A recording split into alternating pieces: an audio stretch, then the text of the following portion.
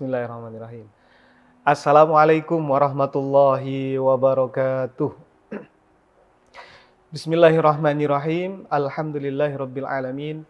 Assalatu wassalamu ala asrofil anbiya'i wa sayyidil mursalin sayyidina Muhammadin wa ala alihi wa sahbihi ajma'in. Amma ba'd. Alhamdulillah, kita kembali lagi di program Qalbun Salim bersama Dai dan Gus dari Majelis Dzikir dan Sholawat Rijalul Ansor yang begitu sangat intens untuk berdakwah di media sosial di Kabupaten Banyuwangi ini, tentu di NTV Banyuwangi. Baik, untuk kali ini kita akan membahas terkait dengan syukur. Bagaimana seseorang sebagai hamba Allah, bagaimana caranya untuk meningkatkan syukur kita, dan kalau yang tidak pernah bersyukur, bagaimana menimbulkan rasa syukur itu. Namun sebelum itu, saya tidak sendiri, bersama Gus Ahmad Nur Fauzi. Assalamualaikum Gus. Waalaikumsalam. Alhamdulillah. Sehat Gus? Alhamdulillah. Sehat, syukur. Gus, kita hari ini akan membahas tentang syukur. Nah, mungkin jenengan kaji bagaimana makna syukur itu sendiri, kemudian nanti bagaimana kalau kita yang belum punya rasa syukur ini memunculkan rasa syukur itu bagaimana? Monggo Gus. Yang pertama yang perlu kita bahas, syukur itu syukron, terima kasih. Artinya berterima kasih. Secara umum, seseorang itu disebut ia bersyukur kepada Allah itu jika dia melakukan 3 syukur ini. Yang pertama, syukrul lisan. Syukur dengan lisan. Jadi seseorang syukur dengan lisan. Contohnya syukur dengan lisan mengucapkan Alhamdulillah. Alhamdulillah.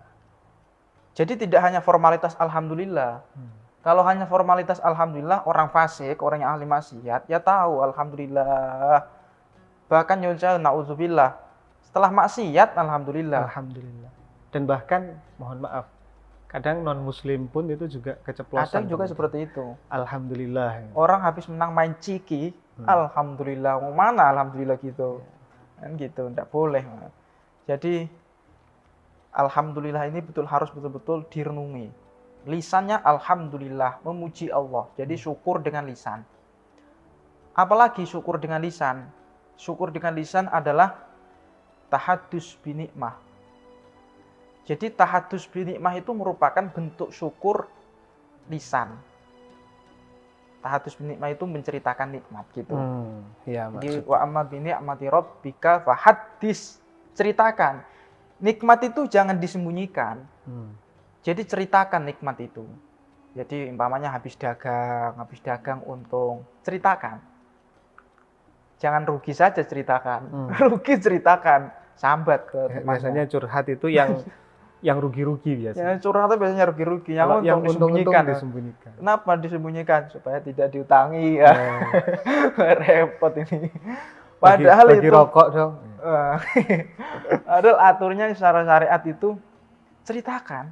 Itu nikmatnya Allah itu ceritakan supaya yang lain itu betul-betul menganggap betapa luar biasanya Allah itu, yaitu ya Razzaq, ya, Maha memberi, sangat memberikan rezeki.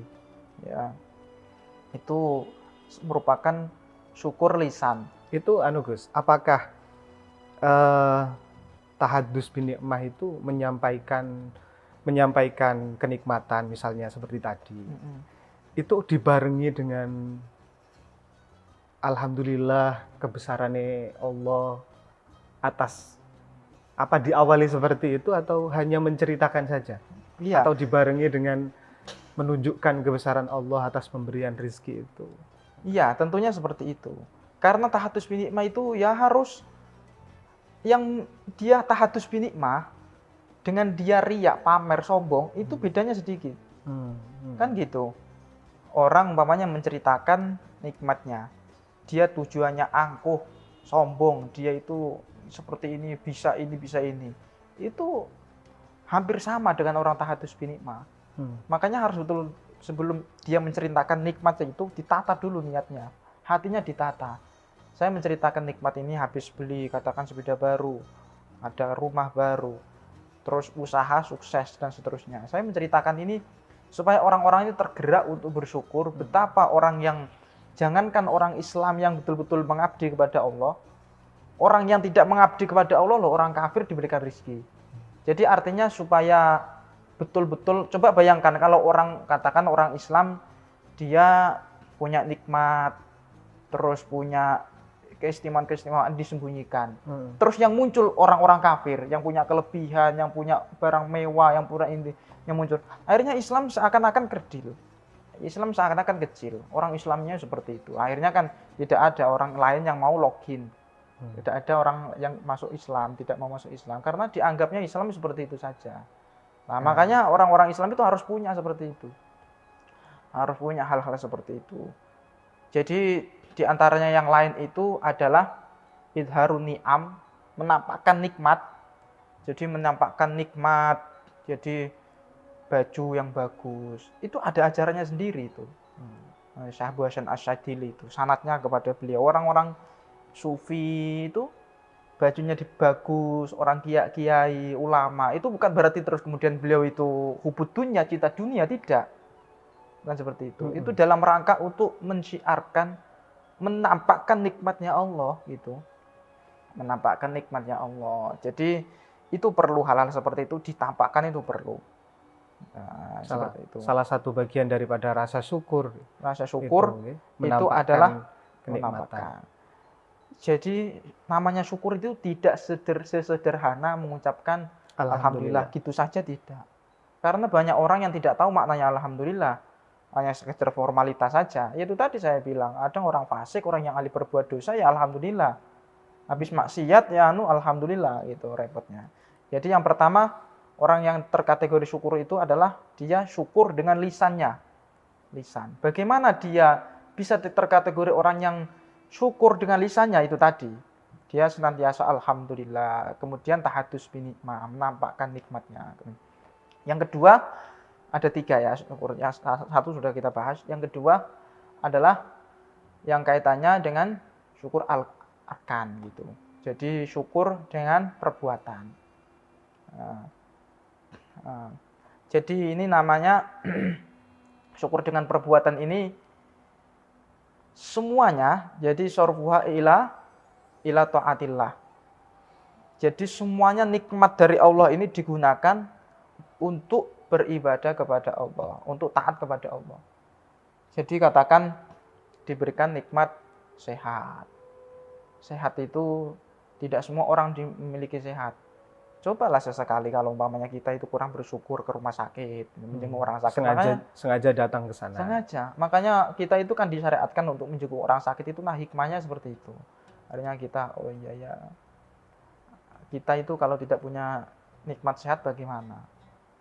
Kita kalau umpamanya mau, sampai ada orang mau beli, sampai sudah saya beri uang 5 miliar, saya beri mobil mewah, saya beri rumah mewah ini, tapi nanti sampean tak ambil satu nikmat mata saja, tak ambil satu saja nikmat mata, mau enggak? Enggak mau. Nah, meskipun dengan uang 1 miliar misalkan 1 triliun mata, pun enggak mau, matanya tak ambil satu gitu ya. Mau enggak mau gitu. Jadi Masya Allah, luar biasa nikmat ini kadang orang tidak tahu. Jadi sehat ini ya digunakan untuk taat, itu merupakan bagian syukur. Kalau orang dia sekarang sehat, tapi malah justru untuk maksiat, itu dia tidak syukur. Kalau orang tidak syukur, itu inna azabillah syadid. Orang yang akan mendapatkan azab yang pedih. Dia akan mendapatkan azab yang pedih. Terus kemudian satu lagi, ya, yaitu syukur. Tadi sudah lisan, perbuatan, ya. Sekarang ada lagi syukur itu janan, ya. Syukrul janan. Dengan syukrul qalbi, dengan hati. Jadi hatinya itu betul-betul berkata, tidak hanya menampakkan seperti itu. Dan gini, orang yang menghadiri majelis taklim, itu sebagian dia sudah bersyukur. Jadi umpamanya kita, alhamdulillah ditakdir seperti ini, alhamdulillah. Kita mengucapkan alhamdulillah, kita ngaji. bisa ngaji, ditakdir dakwah dan seterusnya. Ya, kita hadir majelis taklim seperti ini, alhamdulillah. Kan alhamdulillah, syukur dengan lisan sudah. Arkannya dengan perbuatannya, dengan datangnya alhamdulillah sudah. Sekarang tinggal hatinya, berarti 2/3 kita sudah syukur. Tinggal 1/3. Kalau 1/3 kita hati kita betul-betul syukur, berarti sudah 100%. Jadi orang itu syukurnya bisa 1/3, hanya syukur 1/3, alhamdulillah gitu saja, tapi ternyata dibuat untuk maksiat. Berarti syukurnya hanya seperti itu, ya kurang. Dan seterusnya. Ya. Jadi ya kiranya itu. Baik, sangat begitu menarik dan insya Allah ini akan menarik lagi ke depan kalau kita bahas. Ya, syukur ada 3 itu. Baik pemirsa, kita akan kembali setelah pesan-pesan yang berikut ini.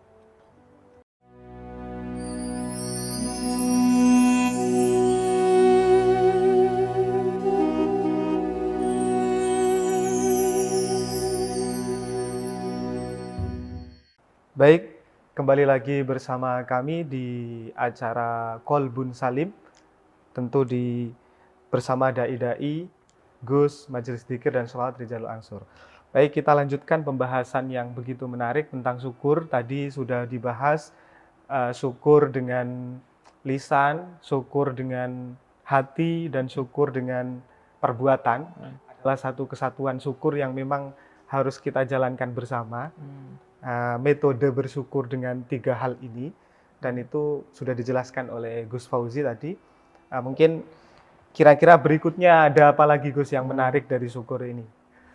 Yaitu dawuhnya Kanjeng Nabi, malam yashkurin nas lam yashkurillah. Siapa yang tidak bersyukur, berterima kasih kepada manusia, dia tidak bersyukur pada Allah.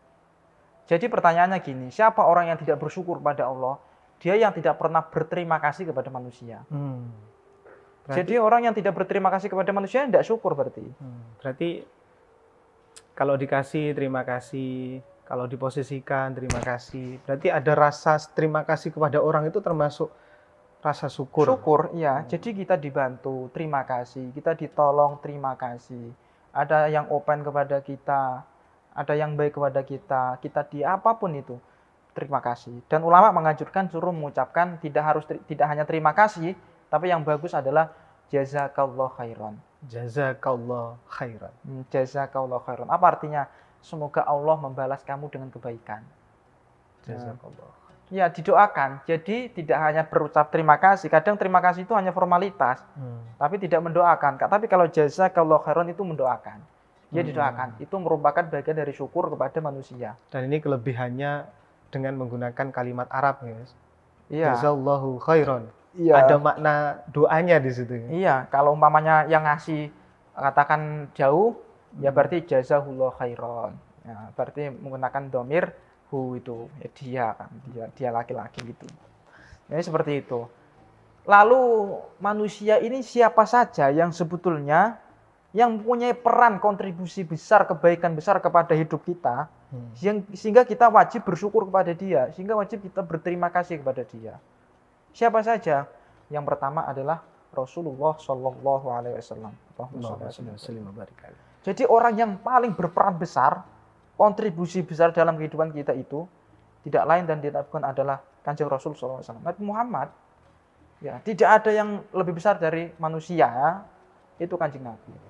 Bayangkan kita sekarang ditakdir ngaji. Kita sekarang ditakdir Islam, nikmatnya orang punya iman. Kita setiap hari aktivitas kita mulai dari lahir sekarang itu semuanya itu kalau tidak ada ajarannya Kanjeng Nabi, kita sudah berada di zaman jahiliyah.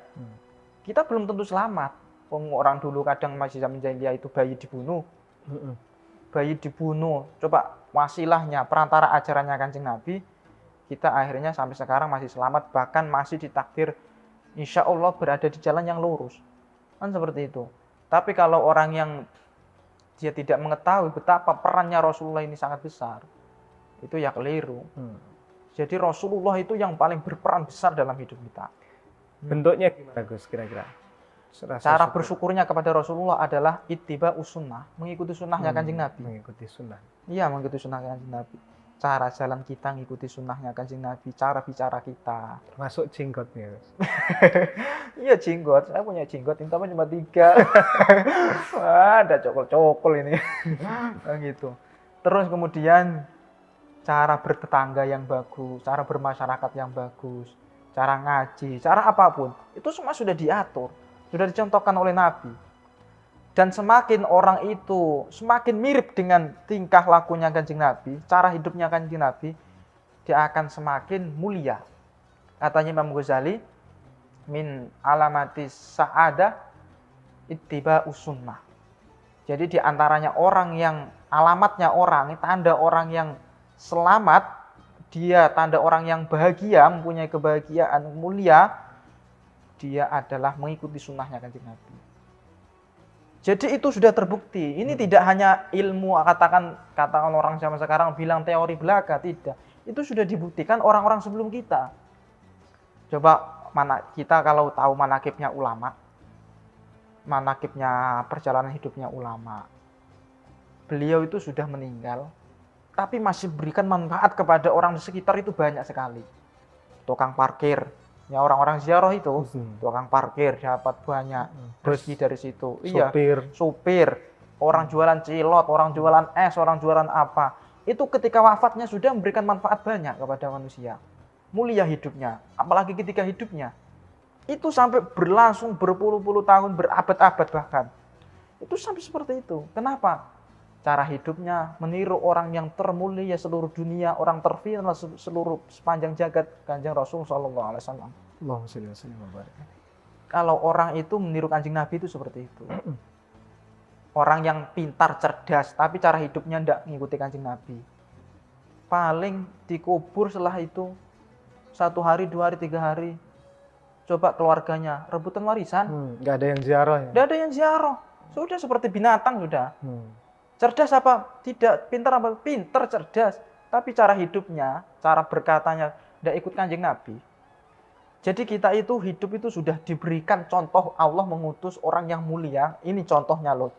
Tiru ini. Kamu meniru hidup itu berapa persen kepada Nabi? Laqad kana lakum fi Rasulillah uswatun hasanah. Contoh yang baik.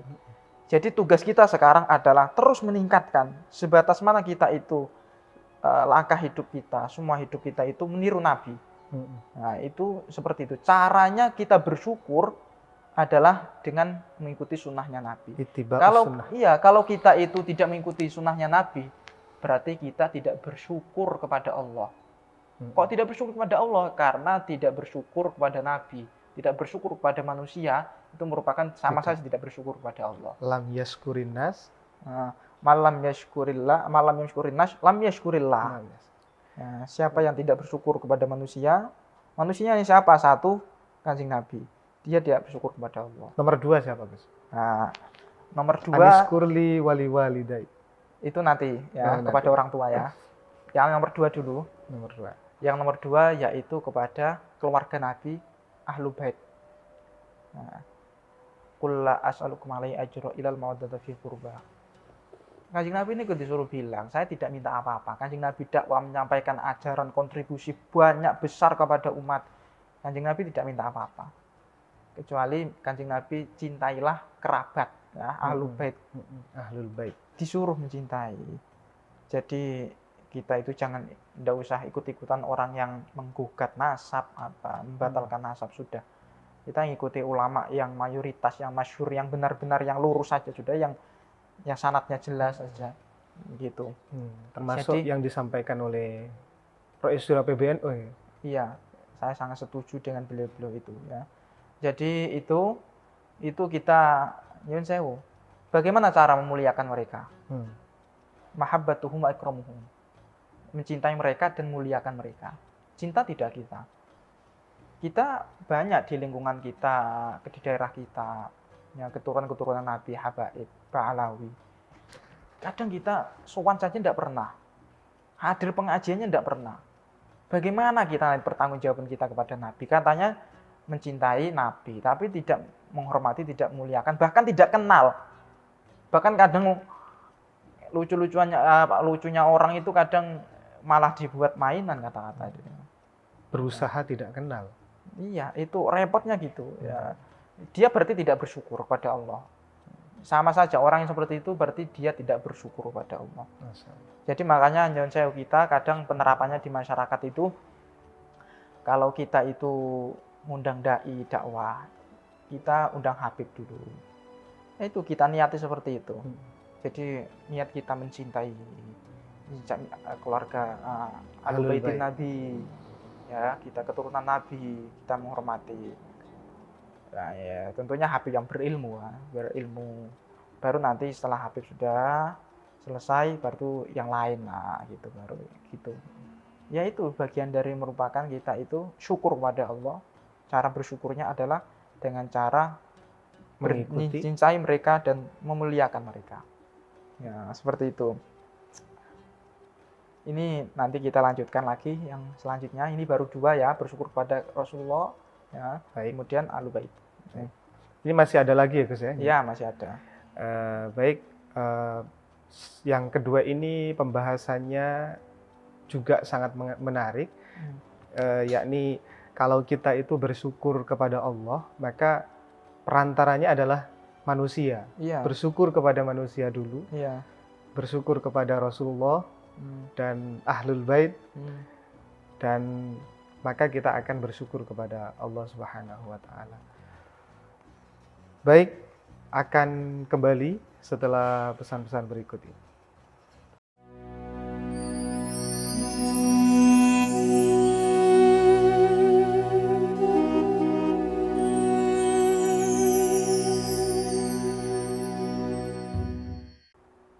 Baik, masih bersama lagi dan kembali lagi bersama kami di Kolbun Salim bersama Dai Muda dan Gus Majelis Dzikir dan Sholawat Rijalul Ansor PC GP Ansor Kabupaten Banyuwangi. Tentu masih di materi syukur, yakni melanjutkan pembahasan tentang syukur kepada Allah dengan syukur kepada Rasulullah dan wa Ahlul Bait, dan ini akan kita lanjutkan. Kemudian dengan siapa lagi? Manusia yang wajib kita syukuri lagi adalah yang nomor 3 adalah ulama. Laulal ulama la soron nas alal bahaim.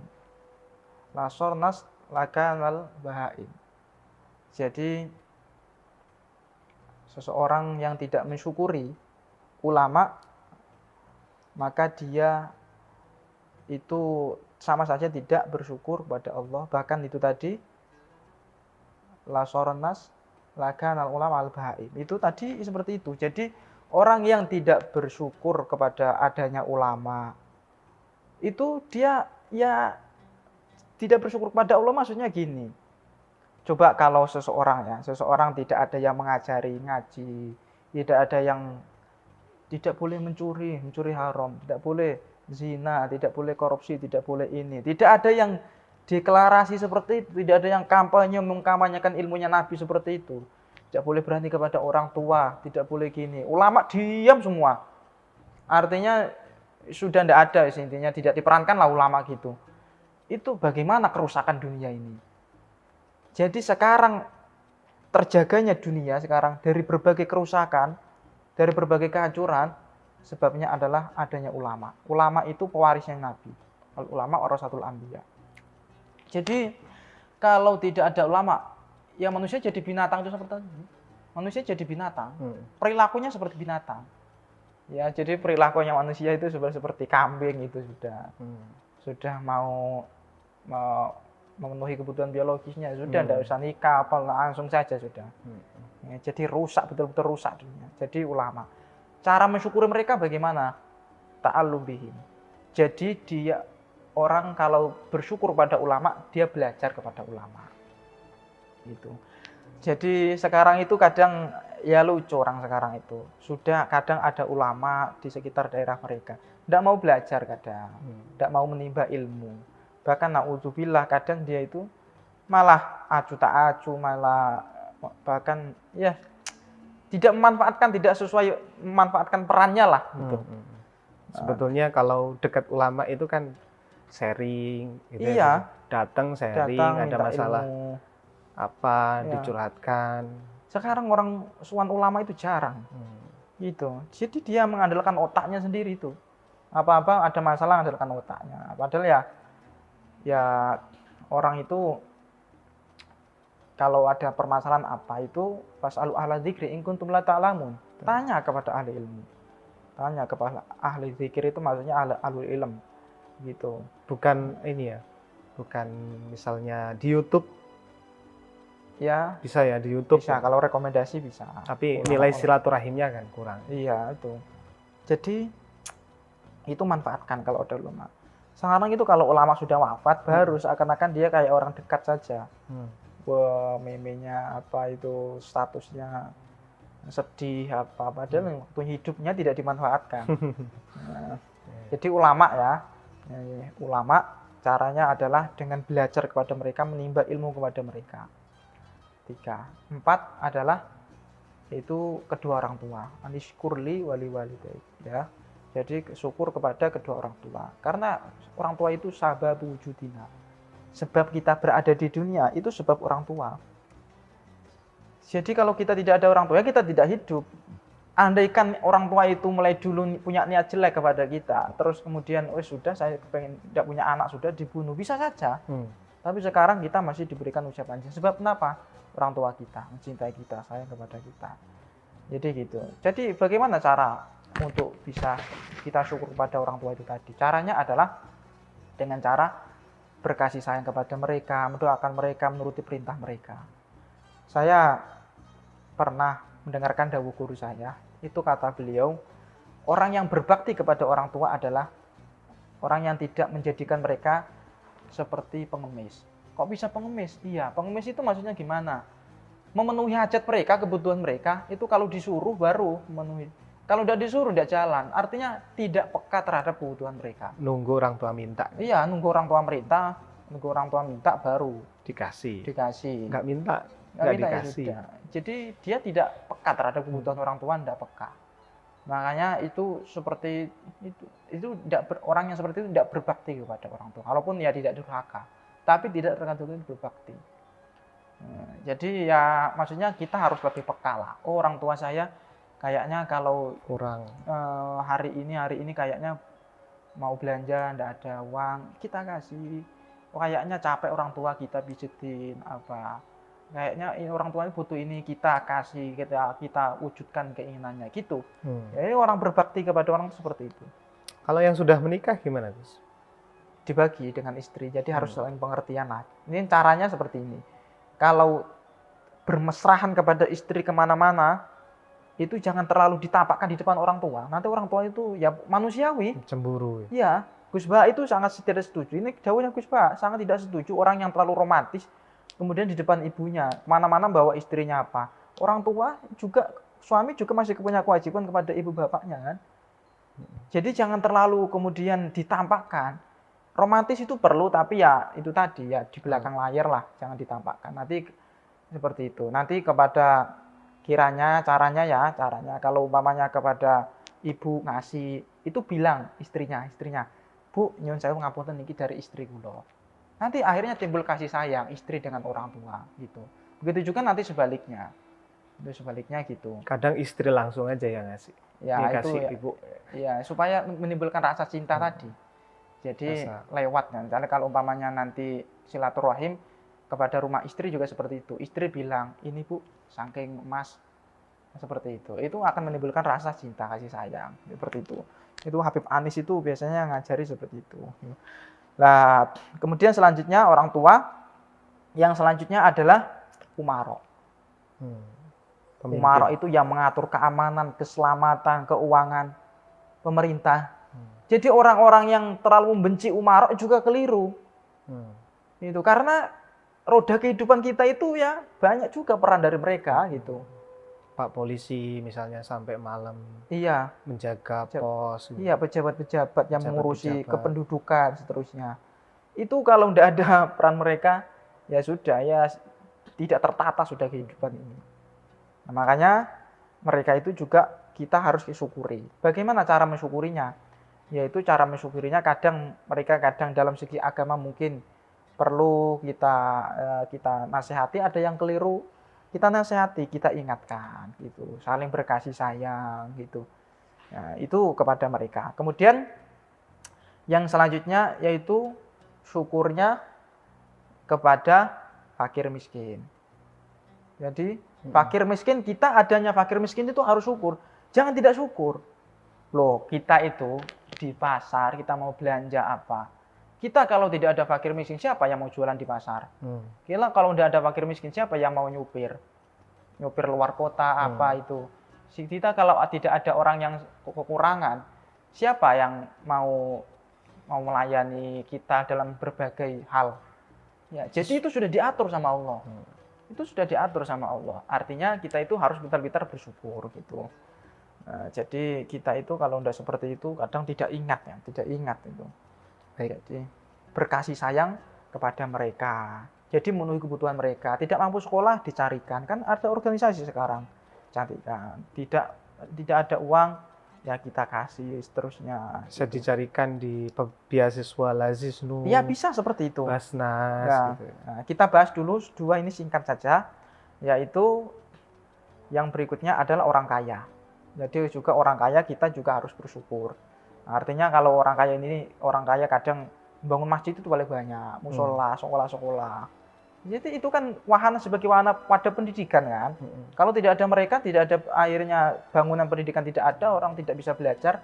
Gitu. Jadi kita orang kaya seperti itu. Kita doakan mereka. Caranya kita doakan orang kaya. Jaga dia ya Allah, selamatkan dia ya Allah, lindungi dia ya Allah. Itu yang selanjutnya yang terakhir adalah istri kepada suami atau sebaliknya. Karena orang itu seperti itu. Karena banyak sekali kontribusi suami kepada istri. Suami juga seperti itu. Istri kepada suami. Iya. Jadi punya anak apa itu berkat keduanya. Kalau salah satunya tidak punya anak, tidak punya momongan, nikmat anugerah yang besar. Kemudian juga setiap hari kebutuhannya saling memenuhi. Kadang istri yang ngumbah, yang nyapukan, suami yang mencari nafkah, suami yang kadang memberikan solusi apa itu. Kalau lagi ada masalah, saling curhat, saling berkasih sayang, itu harus disyukuri gitu. Baik. Baik, terima kasih Gus. Jika seperti ini sudah ada gambaran bagaimana seseorang itu mau menghadirkan rasa syukur dalam diri kita, termasuk dari yang terkecil sampai yang terbesar tadi, kepada istri, orang tua, dan lain sebagainya. Baik, pemirsa, kita akan kembali lagi setelah pesan-pesan berikut ini.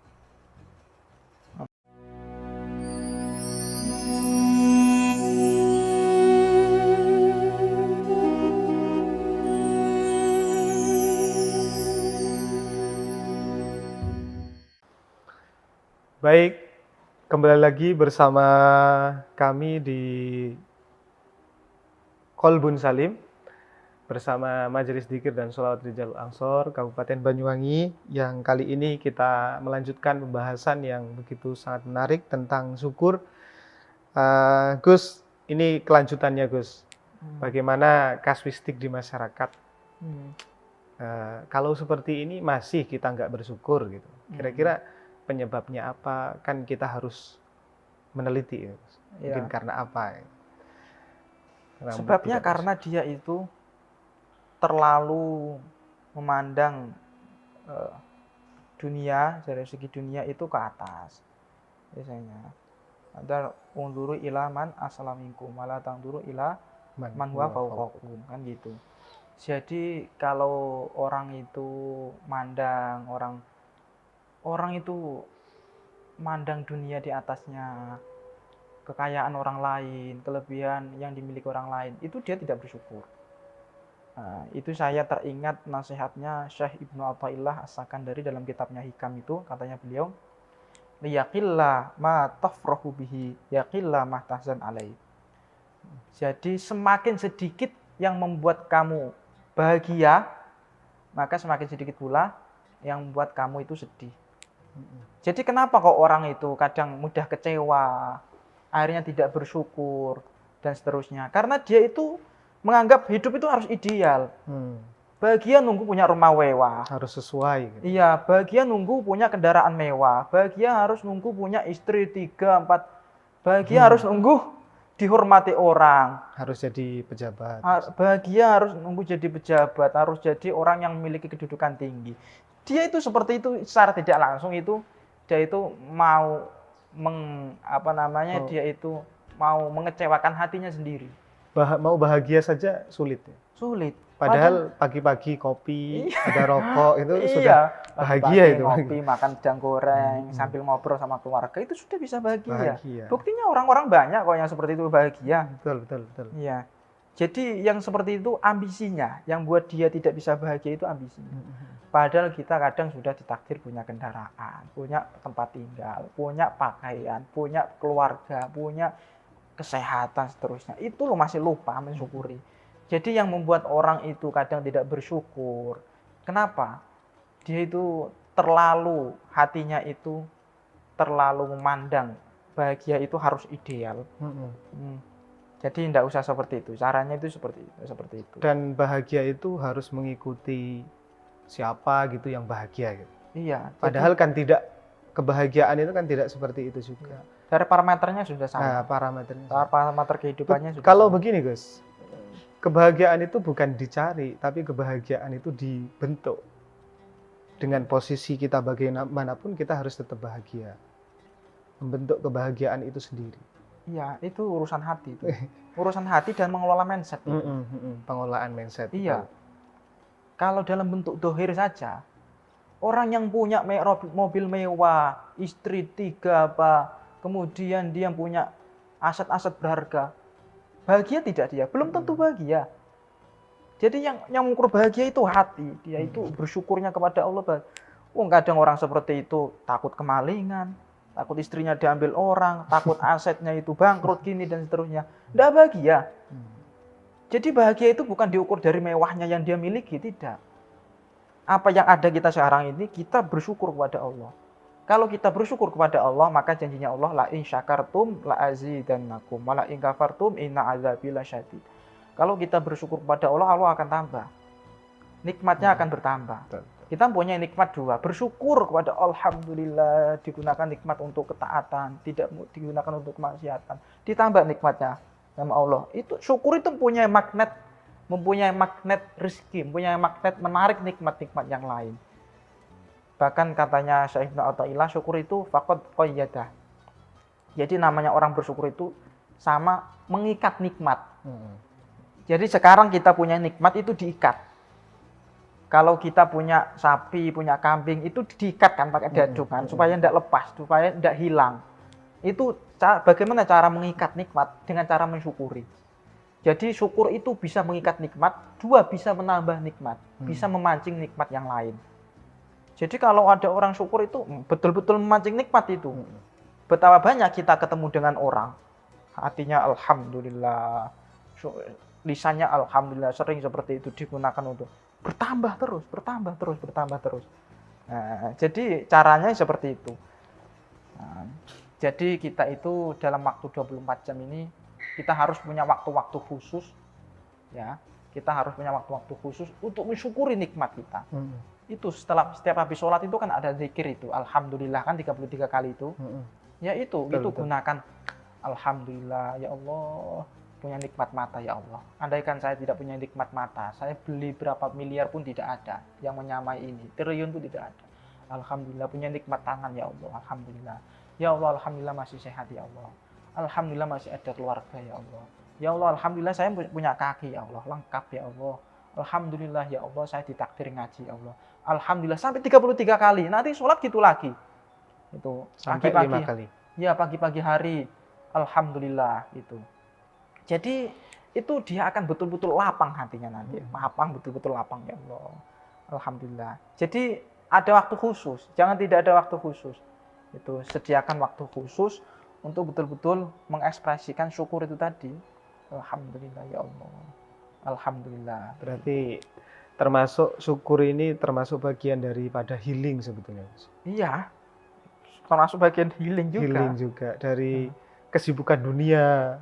Healing terbaik itu ya syukur itu. Syukur itu. Biasanya kan tiba-tiba hati sumpah, pikiran sumpah kan gitu biasanya. Itu kurang syukurnya. Nah, ya. Langsung bersyukur sebetulnya. Iya, harusnya bersyukur itu. Syukur dengan cara yang Islam ya. Bukan syukur dalam perspektif orang-orang awam yang tidak ngerti hanya alhamdulillah. Padahal syukur itu maknanya luas seperti yang kita bahas itu tadi kan. Arkan, al-qalb. Iya itu tadi. Nah, kemudian kita berdoa kepada Allah.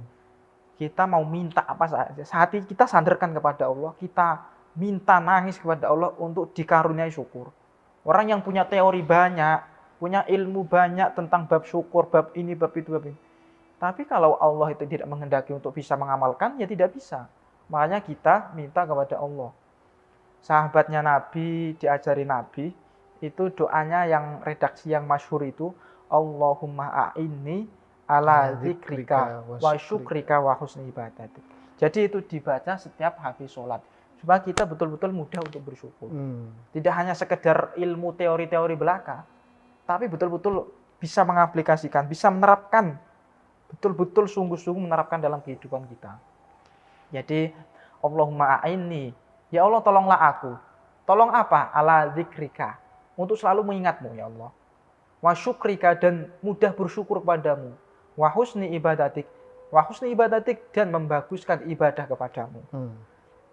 Jadi doa-doa itu yang seperti itu pakai. Habis sholat, itu amalkan itu, seperti itu. Jangan tidak diamalkan. Kalau kita tidak diamalkan ya akhirnya walaupun punya ilmunya kadang sulit. Untuk bersyukur. Untuk bersyukur itu, untuk menerapkan syukur itu. Jadi seperti itu. Nah, ilmu syukur ini closing Gus. Statementnya terakhir. Terkait dengan syukur. Kesimpulannya adalah mari kita dalam kehidupan ini kita menata lagi kehidupan kita untuk senantiasa bersyukur kepada Allah. Karena orang bersyukur kepada Allah dengan makna syukur yang sesungguhnya, bukan makna-makna yang mungkin selama ini digaungkan orang yang tidak ngerti, tapi syukur yang secara komprehensif lengkap itu tadi. Maka kalau orang betul-betul bersyukur, janjinya Allah ini maka akan ditambah, nikmatnya akan ditambah. Orang yang bersyukur akan bisa memancing nikmat yang lain. Orang yang bersyukur dia akan mengikat nikmat-nikmat yang ada. Jadi orang yang bersyukur akan mudah bahagia. Orang yang bersyukur hidupnya akan serba mulia. Dan orang yang bersyukur maka hidupnya akan tumbuh subur. Dan orang yang kufur maka dia akan mudah untuk kufur. Orang yang tidak pandai bersyukur maka dia akan kufur, seperti itu. Baik, terima kasih Gus atas penjelasannya yang sangat lugas, panjang lebar, kemudian berimpact kepada masyarakat dan problematikanya di masyarakat. Mudah-mudahan pembahasan kali ini, yakni tentang syukur, ini mampu kita aplikasikan bersama-sama sebagai bagian daripada penetralisir atas problematika dan masalah-masalah yang terjadi di kehidupan kita dan di kehidupan masyarakat bersama. Baik, ini dari kami tentang pembahasan syukur, mudah-mudahan bermanfaat. Insya Allah kita akan berjumpa lagi di kesempatan yang lain. Kurang lebihnya mohon maaf. Wallahul muwaffiq ila aqwamit thoriq. Wassalamualaikum warahmatullahi wabarakatuh. Waalaikumsalam warahmatullahi wabarakatuh.